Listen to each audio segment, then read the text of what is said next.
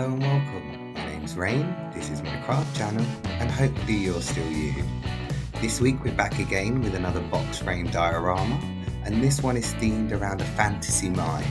I came up with the word rainbow uranium, or simply because I had some glow-in-the-dark resin to use, so here we are. Anyway, I wanted this mine to have lots of little crevices you can look into, and I obviously wanted the ore, in brackets there, to glow, so it had a day and night mode.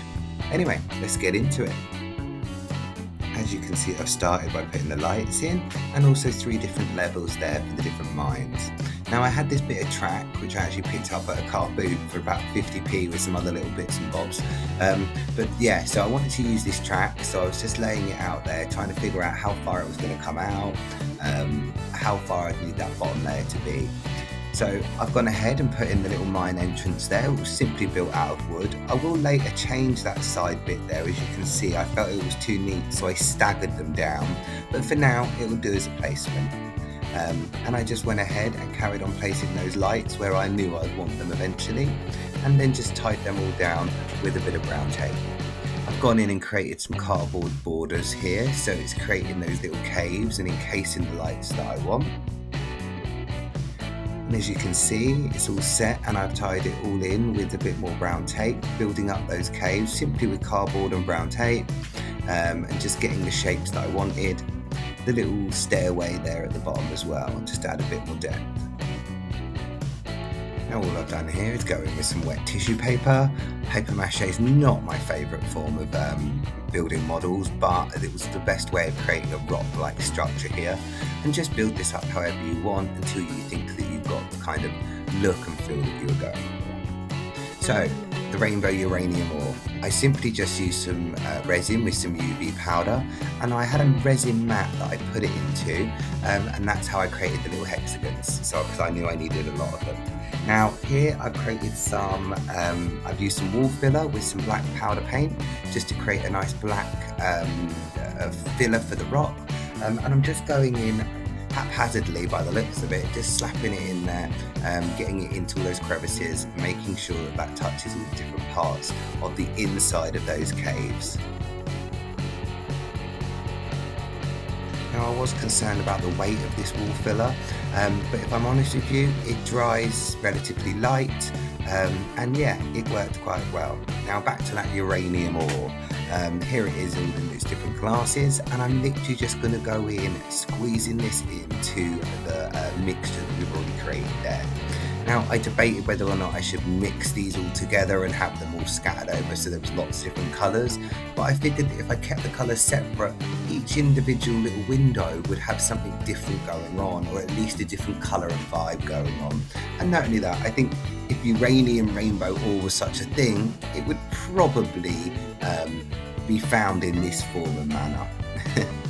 So I wanted the lights to be ultraviolet. We didn't have any ultraviolet lights, we were just using some fairy lights, so we faked some ultraviolet by just painting them with some violet glass paint, and what this will help to do is to bounce off that neon within that UV of the resin that I've used.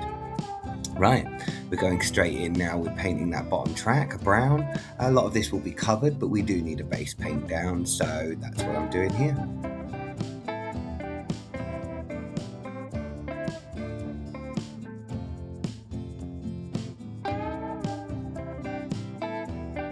Now that track part's been painted, I wanted to get that side bit of the mine done, so I've just used a mixture of inks, wood stains and a bit of brown paint to try and just get some different colours and textures going on in there, trying to make it look as natural as possible.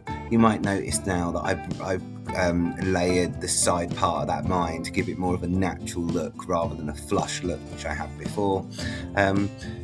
I must admit, painting's not my favourite part of a model, and if I can get away without painting, I always think they look a lot nicer, but this definitely called for some paint, this model. We couldn't get around it.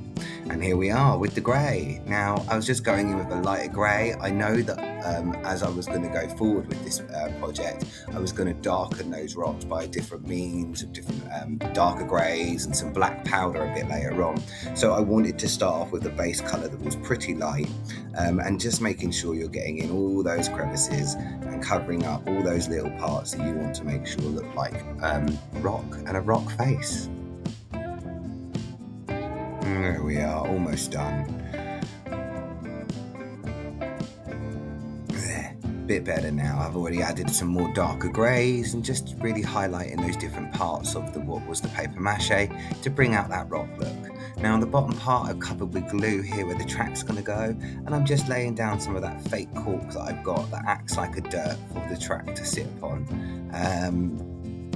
Take your time with this, just get it in, make sure it sticks to that glue, and you need quite a thick layer of glue in order for this to stick.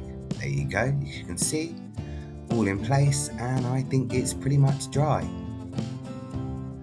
And we're going to put that to one side and now start working on the little minecart. I'm back with those coffee sticks again. I did ask the nice man in McDonald's if I could have a few, and I also asked the guy in Costa Coffee as well if I could have some from them. They both kindly agreed, so this is where my coffee sticks came from this time. And I did buy products in both of those shops, so yeah, they were getting money in the till, and I was coming away with a little extra. Anyway, double-sided tape onto some brown paper card, and I'm just literally stacking these, layering them up. It gives you a great way of slatted wood and it being quite durable and easy to use. So here you can see I've just cut them into what is strips of 3. I felt that would be deep enough for the cart, and we're just cutting them into squares. The bottom of the cart there, the 2 sides of the cart built, and there you go, another ending. Again, quite straightforward. I super glue these together, they dry pretty quickly, and you can cut them down to the size that you want. And here we have a nice little wooden box. This again can be used in so many different miniatures. If you want to make some wooden boxes, all different ideas can be used using this same technique. I simply found some old plastic wheels. Actually, they came from my nephew's toy set that he no longer wanted. So yeah, thanks for those ones, little man. And some little wheels that sat perfectly on it. Now, I originally was going to make the wheels movable, but that just seemed a little bit too much hard work for very little reward. But we went ahead and stuck some of these gold rings on either side to be able to pull that cart along, and of course this cart will eventually hold the uranium ore right on cue. I'm just placing it in here. I will later go in and fill this cart with some PVA glue and just keep stacking those on top, and once that layer was dry I would stack some more, but just so you can get a general idea of what I was doing. There was no real method of placing them in until I got to the top, of course, and I strategically placed a few colours that I thought would look nice next to one another. Now, I felt the entrance to that mine was looking a little bit dull, so I did have a resin mould for a Tyrannosaurus Rex. I obviously only needed the head. I did it in gold. I weren't too sure if that was the right way. I weren't too sure if I should have gone for more of a bone colour, but I think it adds just another little bit of extra interest inside that mine entrance. Right, and we're going in, painting the frame black. A little bit boring, there you go, looking so much better, and it brings the whole project together by giving it that black look. And we're almost done. And there you have it, a rainbow uranium ore mine, complete with a little cart full of all of the little uranium ore in there, a Tyrannosaurus Rex's skull, and several little caves that you can look into. The video doesn't really do it justice here, but you can really peer into these caves, and those UV lights really do give off a neon glow at night time. There we go. And even once these lights do turn off, the UV continues to glow as it's charged by the lights itself.